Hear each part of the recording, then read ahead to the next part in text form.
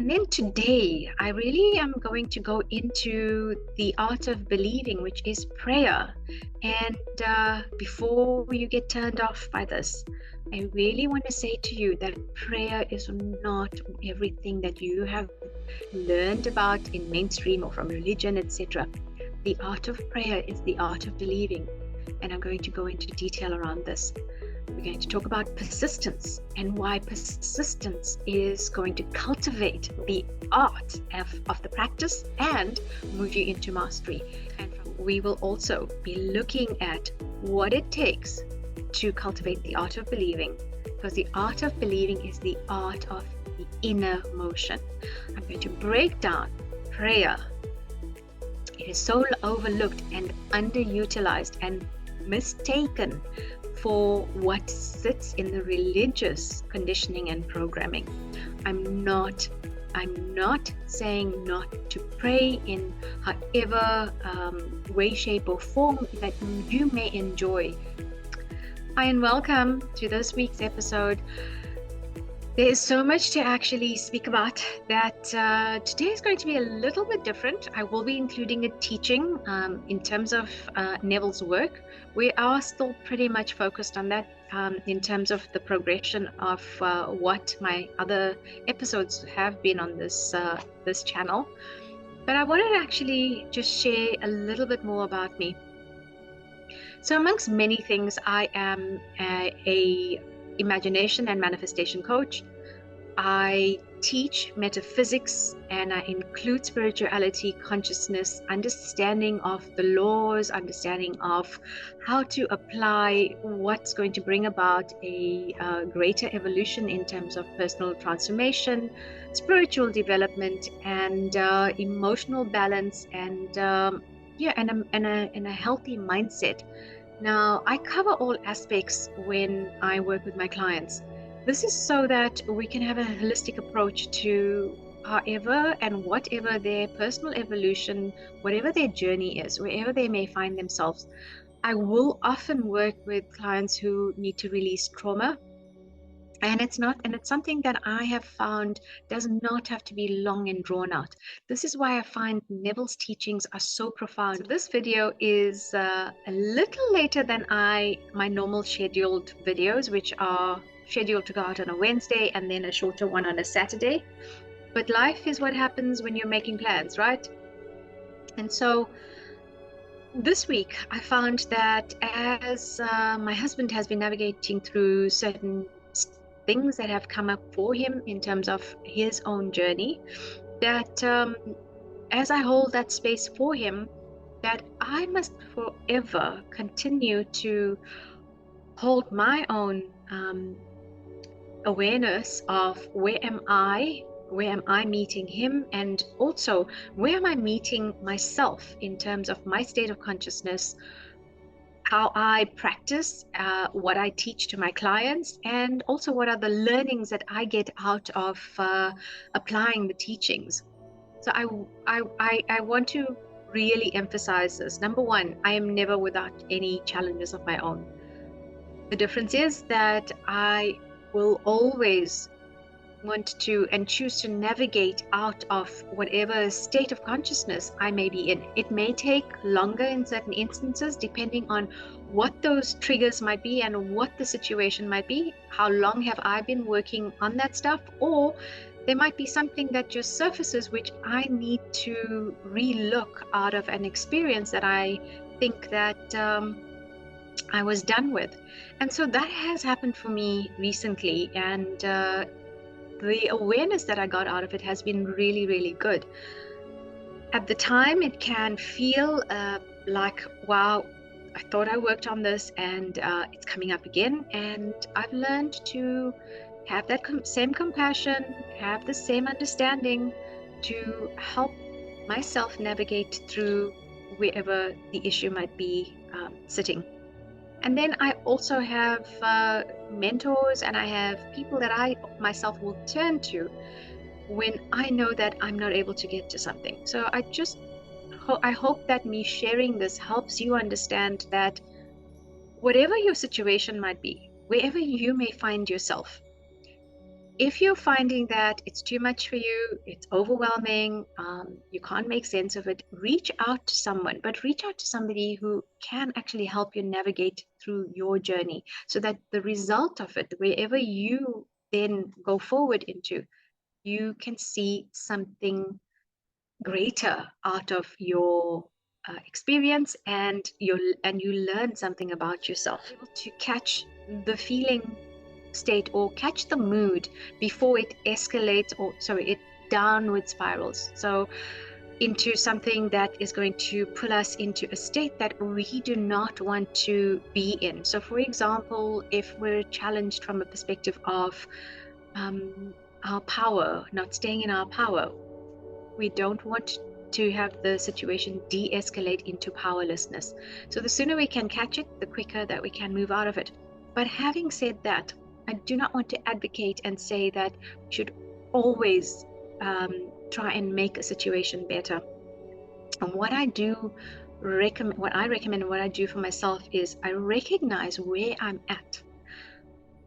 I then look at what is coming up for me. So there is a balance between not staying stuck in something, and then there's a balance in acknowledging and sitting with self so that we don't bypass it, because bypassing something can be avoidance, and avoidance behaviors become coping mechanisms, and coping mechanisms become the belief, and they become the program. We don't want to do that. We want to really be aware that as something comes up, if there's a challenge or there's a state that we are not wanting to stay in for and not wanting to perpetuate, we should become aware of what it is that it's showing us, what is the lesson, and then move out of it based on what are we feeling, what's coming up. Now, Neville teaches some phenomenal tools. My tools that and I don't want to say tools, they are processes and practices. The process and practice of revision, very important. I will be doing some videos around this. I've even done a masterclass about revision. I will put in the links below. Self-concept, becoming aware of how and what do we identify with in terms of the self, also key. It is a far more in-depth process. And then there's also will be going into is the art of prayer, from the change, the psychological inner motion, that change that happens where within ourselves, within the state, whatever is programmed into our subconscious, we use the art of moving towards our desire. So that's a little bit about what to expect in today's. And then today, I really am going to go into the art of believing, which is prayer. And before you get turned off by this, I really want to say to you that prayer is not everything that you have learned about in mainstream or from religion, etc. The art of prayer is the art of believing. And I'm going to go into detail around this. We're going to talk about persistence and why persistence is going to cultivate the art of the practice and move you into mastery. And we will also be looking at what it takes to cultivate the art of believing, because the art of believing is the art of the inner motion. I'm going to break down prayer. It is so overlooked and underutilized and mistaken for what sits in the religious conditioning and programming. I'm not saying not to pray in however way, shape, or form that you may enjoy. When I was preparing to do the a guide to how to pray, a how to guide on prayer in the Neville sense and teaching from the prayer within imagination, how to apply that and what steps to cultivate. I did some more reading, study, research, and reflection, and I found that there were a couple of lectures that are quite important in terms of when Neville goes into detail about prayer. I will put the names of the lectures below in terms of the ones that I've referenced. and the ones that I have pulled into the teachings for today, I had so much information available from these lectures that I had to cut down what I will be discussing today. If not, we could easily have an hour to 90 minutes in terms of the teachings. And I really want to use right now, these teachings are so that if you are new to Neville's teachings, they will help you start to understand the teachings.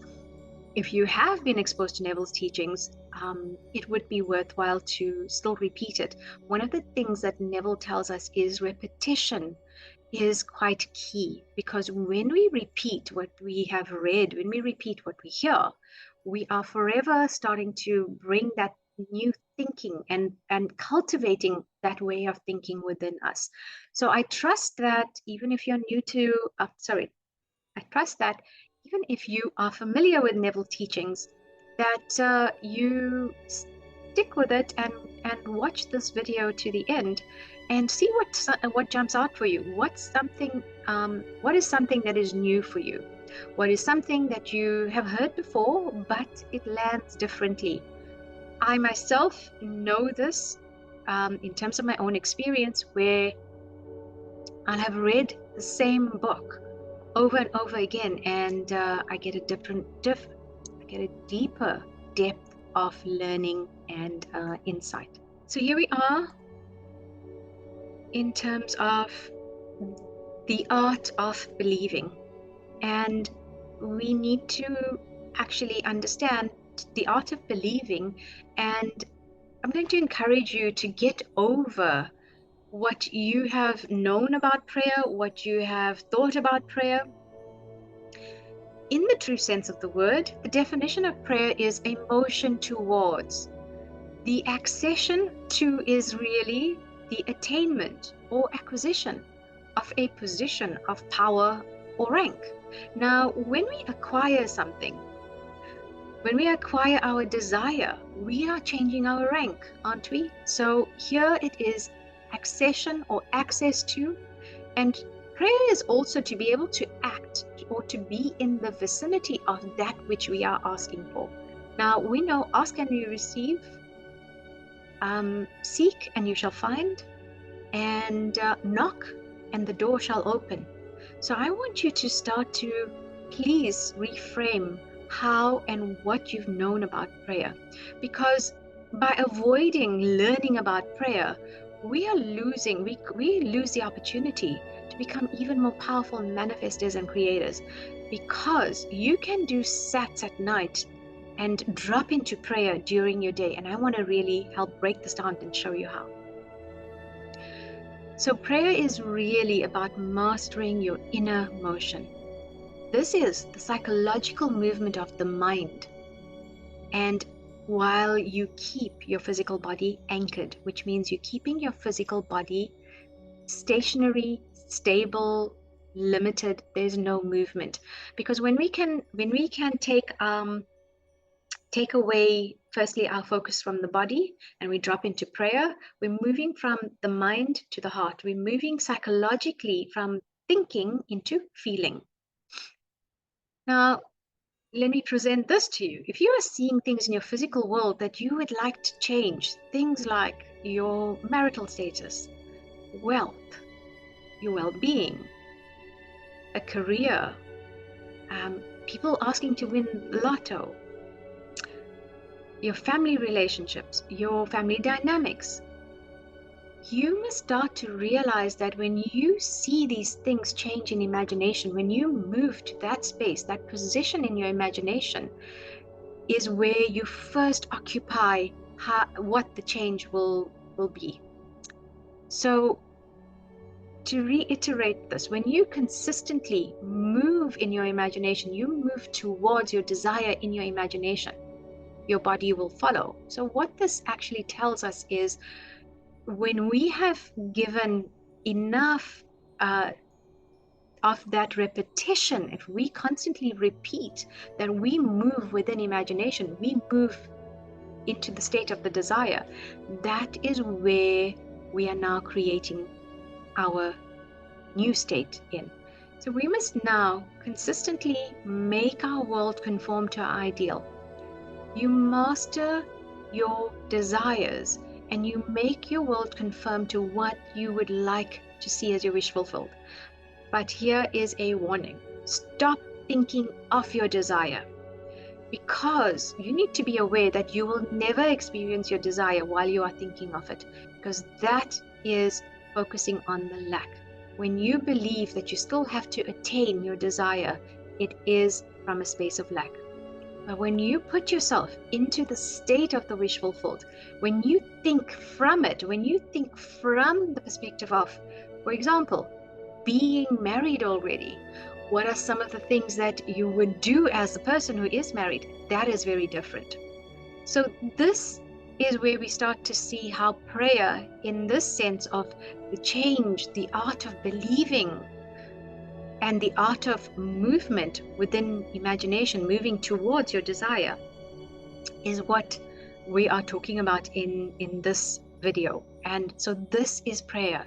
Now remember, you come down from a world of light and you confine yourself in this body of darkness. That spark, that divine light that you hold creation, energy. You must now realize that one day you will remember that world that you have come from. And when you awaken, that you can create anything from what? From your imagination, from your consciousness. And until such time, though, you must exercise the power of your subconscious mind. You must exercise and master the art of the inner motion, moving towards that which you desire. So the secret of prayer is that we are all imagination, and you will be wherever you find yourself in your imagination. So let's put it another way. You are a being of imagination, and when you place yourself in the space of where you would love to be, of what you would see as your outcome, that is where you will find yourself. But for a while, you are going to have to practice at it.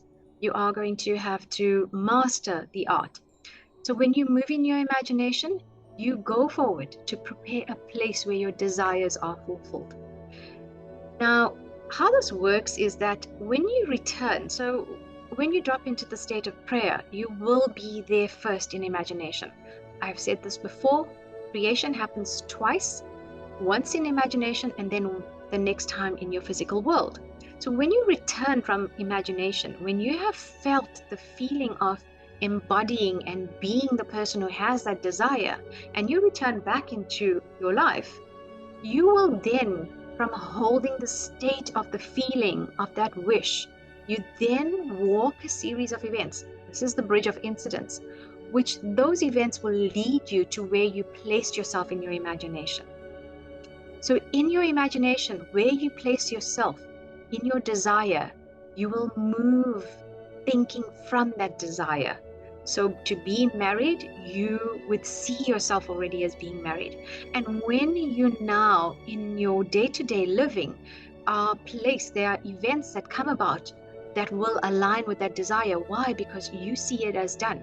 So remember, creation is finished. Everything that ever was, ever will be, is already done.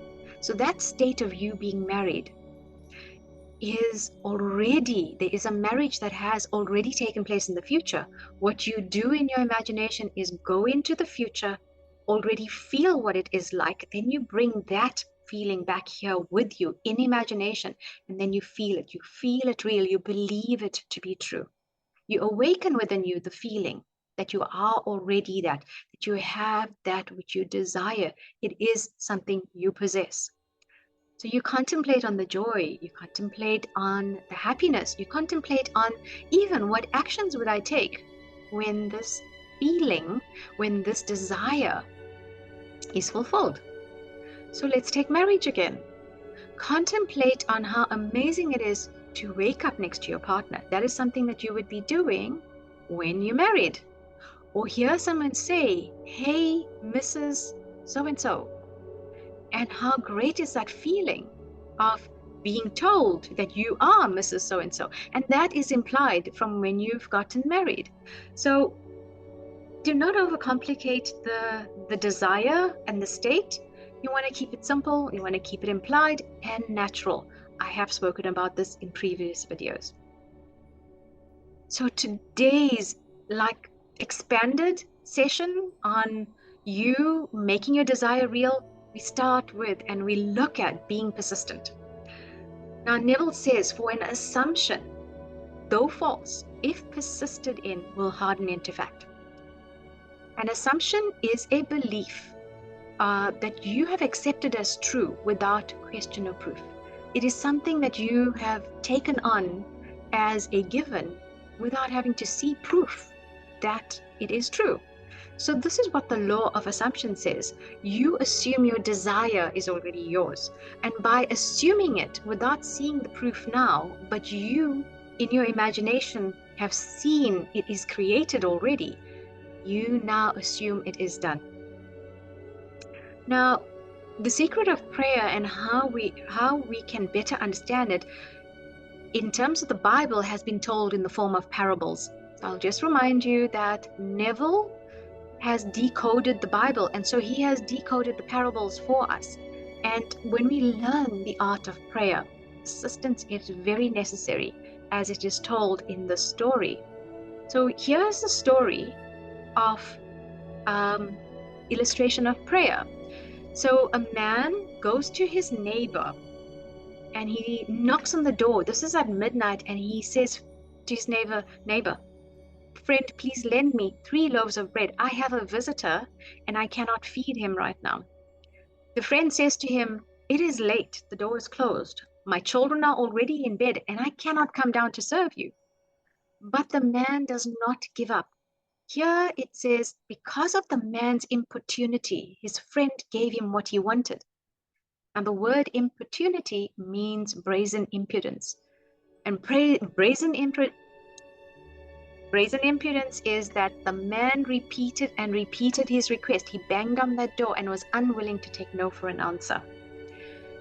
So I just want to highlight certain things here. The loaves are symbolic of our spiritual nourishment. It's symbolic of what we would like to feed ourselves with. And in terms of the desire, if you want bread, you are going to go out and buy bread. So it's as literal as that. If you want to be married, if you want the state and consciousness of wealth, what is it that will say that you are that? What will it be? What will it take for you to see yourself as that? So here it is, the man knocks on the door.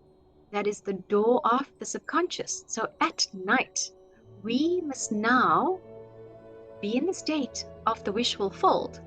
And if we knock once on our subconscious, given the programming that sits in our past, it's not going to take. We would need to be persistent. As the story talks about, the man goes to his neighbor. They live next door to each other, like the conscious and the subconscious.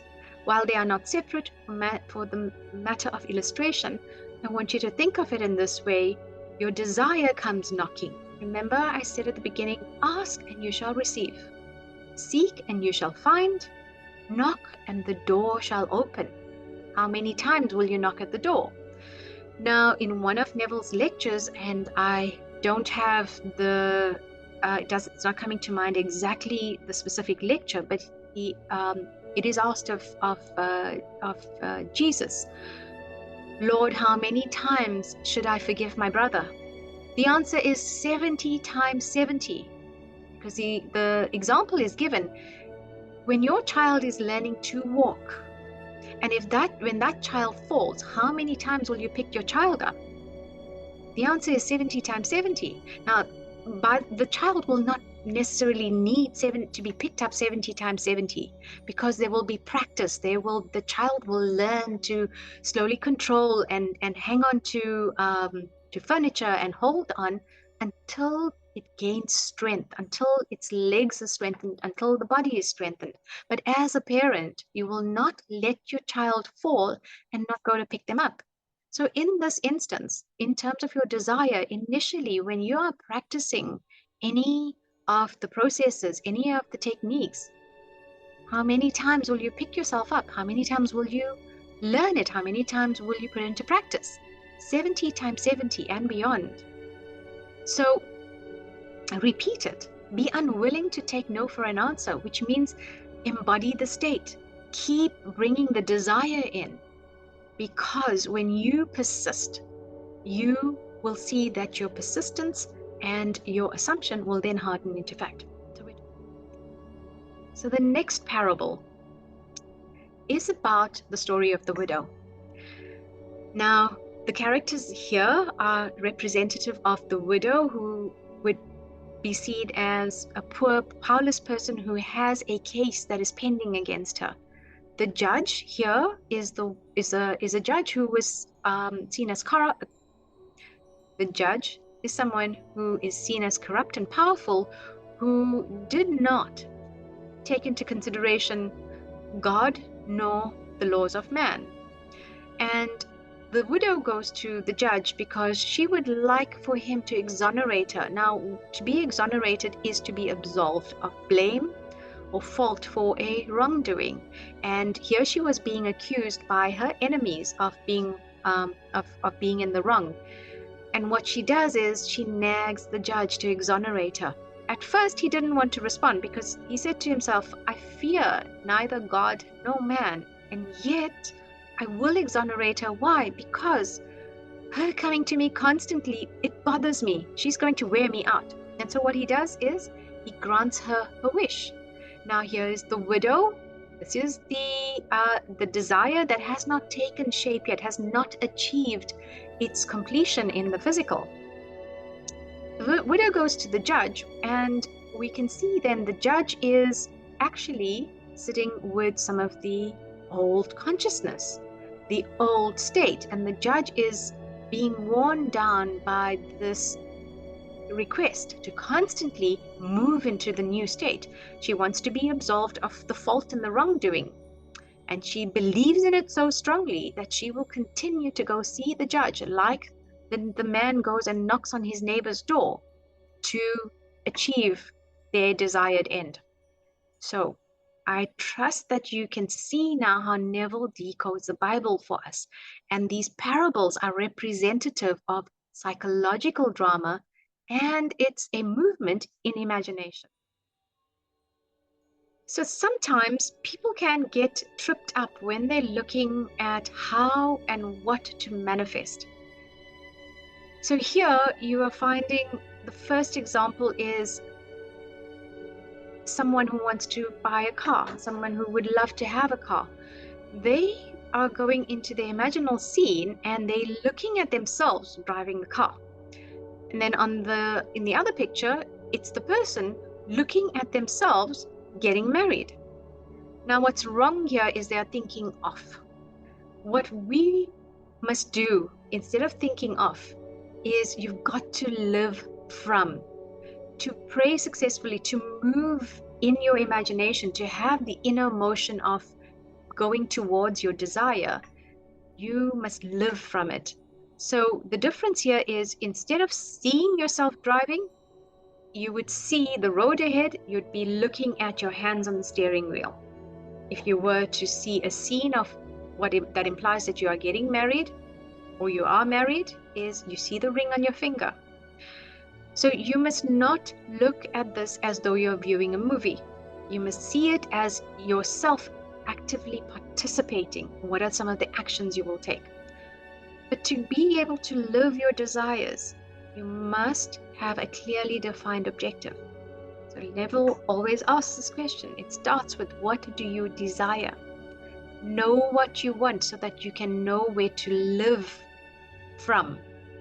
Because when you live from the desire, you now then can assume you have the desire and persist in the desire. You move towards your desire in your imagination first. Again, imagination is where you first create, and then your physical reality is where your imagination has projected your desire as being real. When you are persistent and you believe, it is already fulfilled. Do not give up. In the two stories that we've covered on the 3 loaves and the judge and the widow, there was a persistent attitude, an assumption that said, it is true. Believe it to be true. And strictly speaking, when you are learning the art of believing, you do not ask, you do not request, but you command and demand. It is done. So learn the art of believing. So if you do not know how it would feel for you to have your desire fulfilled, ask yourself, what would it be like were my desire a reality? Then you can also ask, how would it feel if I was already that person who is married? How would it feel when I'm driving my car? How would it feel to know that I have a car that is mine? This is where you start. So remember, thinking from, this is the great secret of prayer. You do not think of. Once you find what it is that you are longing to be, once you know that clearly, become the man or the woman you want to be. This is how you will start to pray. You will find that you practice the secret of prayer where you move from one state to another and you give it that sense of reality that says it is done. Now at this point, when you are praying, when you drop into prayer where you still the mind, you feel what it is like to be that person, and you're still desiring, you must stop desiring, because if you still desire, it means that you do not have. To desire by this point is to long for. You're not longing for. What you are needing, or what you must do here, is believe it is already true. You occupy the space. You occupy the mood. When you catch the mood, when you feel what it truly is like to wear the ring, to have the money, to drive the car, you must think from it. So you anchor yourself in the state. For example, when you're married, where would you be living? What would your finances look like when you have a partner? Your friends, your loved ones, how would they be responding to you? What would they be saying? That is the state you must be thinking from. And remember, all things are possible to him who believes. So learn the art of believing. Persuade yourself it is true. Now, the most effective prayer in the world, when you are persistent and you know that your prayer is answered, you do not give up.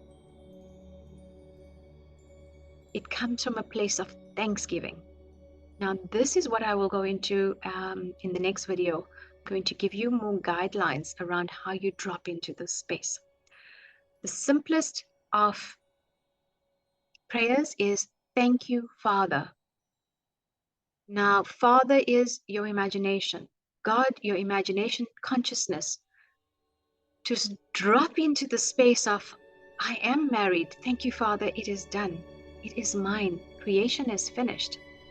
Now, until you can embody this, remember, mastery requires the technique and it requires persistency. You must practice the art of prayer, the art of believing, the art of moving in your imagination. It is a technique until you become mastered at it. It is like any art form or anything in this world. You start out by practicing and then it becomes something that over time you are a master at. Because if you don't practice, you're going to find that you are out of alignment. If you do it for 2 days and then you stop, and you do it for 5 minutes in the day and then you don't go back to it, all of these things help to cultivate our mastery.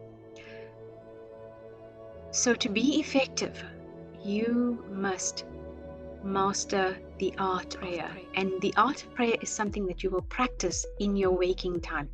And like I said, I will do a video on this when we can look at the guidelines around making that movement psychologically, making that movement in imagination, so that you are going to practice a lot more in terms of dropping into the state of your desire. I trust that you found this to be of value and useful for you. This certainly was for me, because studying the 4 lectures, which were The Secret of Praying, Secret of Prayer, so there are 2 different lectures, Brazen Impudence, and Persistent Assumption, took me a lot deeper in terms of experiencing, in terms of effectively dropping into the state of prayer in my day, at certain intervals in my day. And that's what I will share with you in the next video. Please like, please subscribe, please drop your comments, and I have some news I will be sharing in the weeks to come in terms of ways that you can actually start to work with me, because I make sure that these teachings are at a level where you can actually understand the teachings from a foundational perspective. I take these teachings into a deeper level in other work that I do as well. So I will see you in the next video.